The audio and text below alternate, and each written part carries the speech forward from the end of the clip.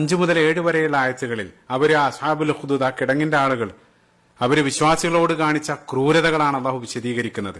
അന്നാരിദാത്തിൽ വഖൂദ് ഇദ്ഹും അലൈഹ ഖുഊദ്, അവര് ആ ഇന്ധനം നിറച്ച അഗ്നിയുടെ ആളുകൾ, ആ നിരപരാധികളായിട്ടുള്ള ആളുകളെ വധിക്കാൻ വേണ്ടി ആയുധങ്ങൾ ഒരുക്കുകൂട്ടിയ ശത്രുക്കൾ, അവരുടെ ചിത്രം. ശേഷം ഇദ്ഹും അലൈഹ ഖുഊദ്, അവര് ആ അഗ്നികുണ്ഡത്തിന് അരികെ അവരിരുന്നു.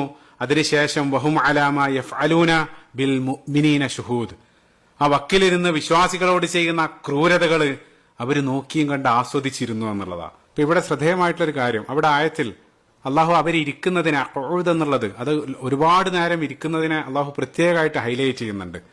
ഇപ്പൊ നമ്മൾ ഇരിക്കുക എന്നുള്ളത് ഒരു കംഫോർട്ടാണ്. അതായത് ചിന്തിച്ചു നോക്കുക, അത് അത്രയും ക്രൂരമായിട്ടുള്ള ഒരു പ്രവൃത്തികൾക്ക് സാക്ഷിയായിട്ട് ആ തീക്കുണ്ടത്തിന്റെ വക്കിലിരിക്കാൻ അത്രമാത്രം അവരുടെ ഹൃദയം കടുത്തുപോയി എന്നുള്ളത്. ആ പിഞ്ചു കുഞ്ഞുങ്ങളും സ്ത്രീകളെല്ലാം ചുട്ടരിയുന്നത്, അവരുടെ ആർപ്പുവിളികളും അതേപോലെ തന്നെ അവരുടെ ആ മാംസത്തിന്റെ ഗന്ധമെല്ലാം, അതെല്ലാം നിസ്സാരമായ ഒരു സ്പോർട്സ് കാണുന്ന ലാഘവത്തോടുകൂടെ അത് നോക്കി കണ്ട് അവരെ ആസ്വദിച്ച് അവിടെ ഇരുന്നു എന്നുള്ളത്. അത് പ്രത്യേകമായിട്ട് അവരുടെ ആ ഒരു ക്രൂരത അള്ളാഹു ഹൈലൈറ്റ് ചെയ്യാൻ. ഇപ്പൊ ഇത്തരം പ്രവണതകളുടെ ആവർത്തനങ്ങളാണ് ഇന്നും നമ്മൾ ലൈവായിട്ട് ഗസയിൽ നിന്ന് കണ്ടുകൊണ്ടിരിക്കുന്നത്. പിഞ്ചു കുഞ്ഞുങ്ങളെയും സ്ത്രീകളെല്ലാം നിഷ്കരണം വധിച്ചതിന് ശേഷം അവരുടെ ആ വസ്ത്രം ധരിച്ച് നൃത്തം ചവിട്ടി ആസ്വദിക്കുന്ന രൂപത്തിലുള്ള വീഡിയോകൾ അവർ പങ്കുവെക്കുകയാണ്.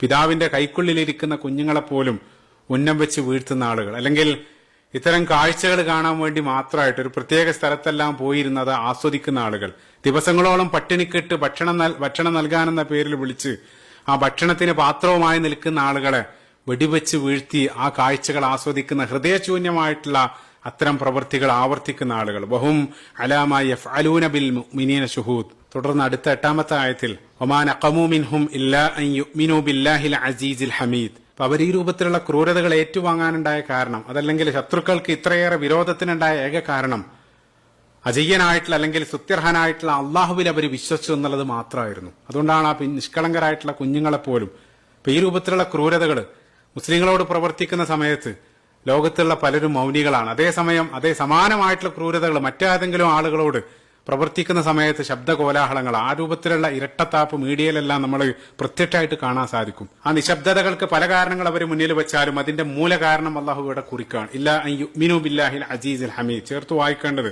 സൂറത്ത് മുഅ്മിന്റെ 28ാമത്തെ വചനത്തിലും അതഖ്തുലൂന റജുലൻ അൻ യഖൂല റബ്ബി അല്ലാഹ്, അള്ളാഹു ആരാധ്യനാണ്, റബ്ബാണെന്ന് പ്രഖ്യാപിച്ചതിന്റെ പേരിൽ മാത്രം നിങ്ങൾ ഒരാളെ വധിക്കുകയാണ്. ഫിർഔന്റെ കൊട്ടാരത്തിലുള്ള ആളുടെ ആ ചോദ്യം, അതും ഇതുമായിട്ട് ചേർത്ത് വായിക്കേണ്ടതാണ്. മറ്റൊരു ശ്രദ്ധേയമായിട്ടുള്ള കാര്യം, ഈ ആയത്തിൽ അള്ളാഹുവിന്റെ 2 വിശിഷ്ട നാമങ്ങൾ അൽ അസീസ് അതേപോലെ തന്നെ അൽ ഹമീദ്, ഈ 2 നാമങ്ങൾ കടന്നു വരുന്നുണ്ട്. ഈ ഒരു കോണ്ടെക്സ്റ്റിൽ അത് വളരെയധികം പ്രാധാന്യം അർഹിക്കുന്നുണ്ട്.